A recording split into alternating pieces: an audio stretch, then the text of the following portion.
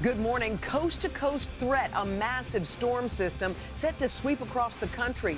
Evacuations ordered in fire-ravaged California overnight.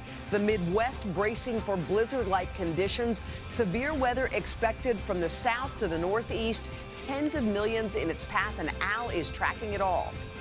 Not off the table, President Trump suggesting he could pardon his former campaign chairman, Paul Manafort, as we learn more about how the president answered some tough questions from the special counsel.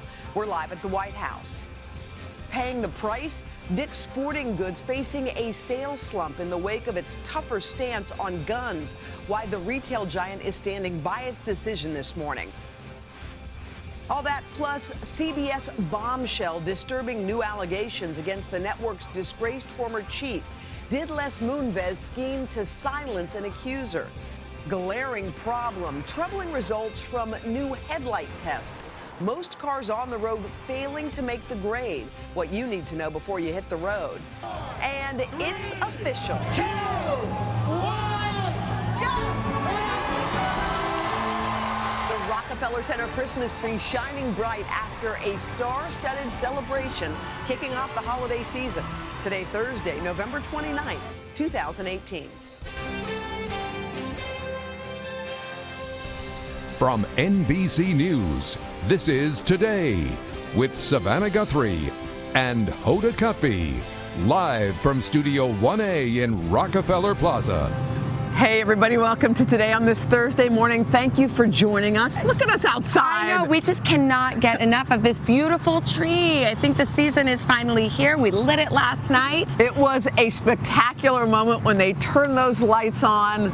Oh, we could watch it a million times over. And by the way, wasn't the music incredible? The music was incredible. Yeah. It was a great night. People had so much fun. And so the season begins, and the weather, too, go to match with it. You've got that right. That is our top story this morning. The weather, a dangerous system set to impact tens of millions from California all the way to Maine. And Al is inside. All right, Al, thank you. Also this morning, President Trump is refusing to rule out a presidential pardon for his former campaign chairman, Paul Manafort.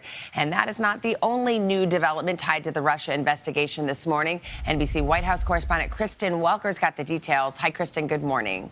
Hi, Savannah. Good morning to you. President Trump leaves later today for the high-stakes G20 economic summit in Argentina. It's a chance for him to pivot to foreign policy, but looming large, the Russia investigation, which is marching forward. And now President Trump, as you say, dangling the possibility he may pardon his embattled former campaign chair.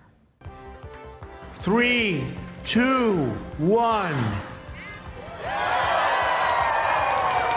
Well, that's a pretty tree. We're back. Last night's tree lighting, the national Christmas tree in Washington set aglow down in our nation's capital. So pretty. Yeah, that one's lit up. Ours is lit up. I know. And all over. And speaking of big events, we have a huge show for you tomorrow. How's this for a lineup? We've got Tom Hanks. Wow. We have Bono, and we have Dolly Parton. Can you imagine? It's going to be a good day. Good joke. Tom Hanks, Bono, and Dolly Parton walk into a bar. Exactly. Well, that'll be tomorrow. Yes. That will be tomorrow. Let's start this Thursday morning, though, with the check of today's headlines. Some new details this morning about President Trump's written answers to questions from special counsel Robert Mueller. Two sources familiar with the matter tell NBC News the president told Mueller he was not told beforehand about that infamous 2016 Trump Tower meeting with Donald Trump Jr. and the Russian lawyer promising dirt on Hillary Clinton. The sources also say Mr. Trump wrote that his former campaign advisor, Roger Stone, did not tell him in advance that WikiLeaks planned to release emails about the Clinton campaign. Meanwhile, President Trump fueling speculation that he could pardon his former campaign chairman, Paul Manafort, telling the New York Post, quote, "It was never discussed, but I wouldn't take it off the table." Stunning allegations this morning from adult film star Stormy Daniels about her embattled lawyer Michael Avenatti. Daniels now says that Avenatti sued President Trump for defaming her against her wishes. She also alleges he launched new crowdfunding campaign, a new one, without her permission. Daniels says she has not yet decided what to do about her legal representation moving forward. In a statement, Avenatti said that he is Stormy's biggest champion. Quote, "I have personally sacrificed an enormous amount of money, time, and energy toward assisting her because I believe in her." A massive storm system set to impact tens of millions of people is raising fears of mudslides, debris flows, and flooding in California. The threat is especially great in areas where those wildfires have recently stripped out the vegetation. Some residents are evacuating their homes again. Others spent last night filling sandbags, trying to protect their property.